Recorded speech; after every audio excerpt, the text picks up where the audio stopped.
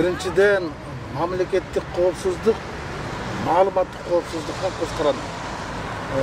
Malumattық koopsuzlukты эске албай, мамлекеттик коопсуздук коргойт деген өзү бул алабармандык. Бишкек шаарынын коменданты Алмаз Кыдырмаевич Оразалиев ушундай кара булут каптап турган маалда, кырсык курчап турган маалда Кыргызстандагы массалык маалымат каражаттарын экиге бөлүп койгону бул чын айтканда бул шалакылык, өзүн билемдик, бул бийликтин алсыздыгы, бул бийликтин акысыздыгы. Мындайда массалык маалымат каражаттары мамлекеттин коопсуздугун ойлоп, маалыматтык коопсуздук менен элдерди камсыз кылып турушу керек. Ансыз анархия болуп кетет. Мына маалымат коопсуздугу жоктугунан эмнелер гана болду? Ошол коменданттын өзүнүн коопсуздугун коргой албай калды. Бул биринчиден өз кол алдындагылар пропуск сатып кармалгандыгы, анан дагы ушу ички иштер милициялары ушу жанагы сойкуларды ташып жаткандыгы, түптөгү окуялар, акыркы күндөгү фейк маалыматтардын бардыгына ошол бирден бир коменданттын күнөөсү. Мындай кырдаалда, ушундай кыйчалышкан кырдаалда массалык маалымат каражаттарын чектеп койгону бул чындыкты чектеп койгонуна барабар. Чындыкты угуп тургандан эмес, чындыкты уруп турганды коркунучтуу. Чындыкты угуп турган өтө коркунучтуу эмес. Ал бууп койгондо бул өтө коркунучтуу болот. Андыктан муну эсине албай жатат. Мен бирок койду, кече жогорку кеңештин жыйынында дагы бул маселе аябай айтылды. Жанар кесиптешимде айтты. Мен айтмакмын, кайталаштын кажети жок, бирок кандай болгон күндө дагы маалыматты сен катып кое албайсың. Ал капка шибегедей баары бир чыгат. Бирок чыкканда ал капталынан чыгат. Ошону эске албай жатат да. Көпчүлүк айтып атат да, эми баягы ашуудан ат алмаштырбайт деп. Анан ушундай кыйчалыш абал болуп турганда өкмөттүн кадр алмаштыруу менен алек болушу, вице-лерди менен ошол кечеги саламаттык сактоо министринин алмашышы боюнча пикириңиз кандай азыркы кырдаалда?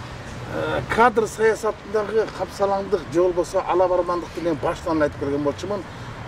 Космос Чолпонбаевди ошол жаңы сунуштаган күнү биринчилерден болуп мен каршы чыккам. Бул эми фармацевт экен, дары саткан адам, анан дарылаган адамдарды кантип башкарат? Бул эми өзү ушул саламаттык сактоо министрлигине татыктуу талапкер жокпу десе, мен Мырыскелди Чемеркеч бир 6 ай иштеп көрсүн, анан бир убакыт бар, 6 айда жөндөп кете албаса алмаштырып коюң оңой деп ошондой убадасы берген болчу. Бирок убадасында турган жок, болбой эле 2 жыл сүйрөдү. Мына этеги келтирип өзүнүн карынына калды, президенттин карынына калды. Президент айтмайынча алган жок да. Президент айтмайынча анын кеткен да жок. Мурун эле кетиш керек болчу. Ушундай кыйын кырдаалда Кыргызстанда тыштап кеткенде чыккычыл кабар бар. Ана президенттин тапшырмаларын аткарбай 4 жол айтса дагы эти барганын эске албай койгон министрди бул жөнөкөй эле кетирбеш керек болчу. Аны кайта саясатка келгенде бөгөт коюш керек болчу. Ага, эми кечеги ошо сиздерге сунуштаган мыйзам долбоор жөнүндө кичине айта кетсеңиз, кече айттыңыз го эме деп. Бизнесмендердин гана кызыкчылыгын коргой турган долбоор болуп калды. Эми буну көп бизнесмен чалап кетишпейт. Буну көбү билип билбей эле мени баягы элди экиге бөлүп ататтыкчы. Жок, элди экиге мен бөлгөн жокмун. Элди экиге бөлгөн өзү өкмөт. Чын байкап айтпады, эми жанагы бизнесмендер менен карапайым элди бөлбөй депчи, кантип бөлбөйсүң? Анда бөлөт, мен бөлбөй турган болсом, анда акчаны силер тең бөлгүлө. 800 миллион сом бюджеттен ошол жанагы ишкерлерге ушундай кыйын кырдаалда ишканага артышат 6%дык үстөк менен берип атат.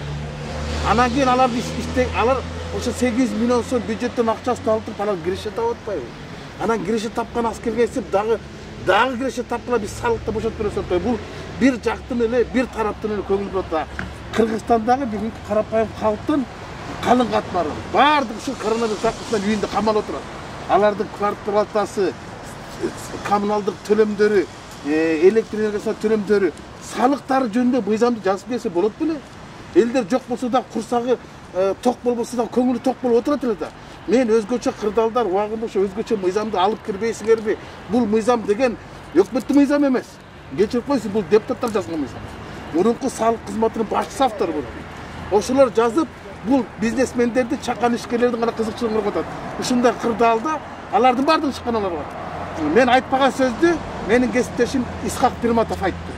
Ачыктап койду, бул чын айтканда лобби деди. Бул бир экинчи эле депутат бизнесмендердин мыйзамда да бул мурун эле жазылган. Анан Кыргыздан ошол 800 миллион сом акча алышты. 800 миллион сом Кыргыздар ошо жанагы атайын эсепке которушту. Кыргызстандын байлар, олигархтары чогулткан акча бир казактын олигархыныкына жетпей койду. Бүтүндөй казактын олигархтары чогулткан акча бир өзбектикине жетпей койду. Мына чындык. Анан кийин баягы президенттен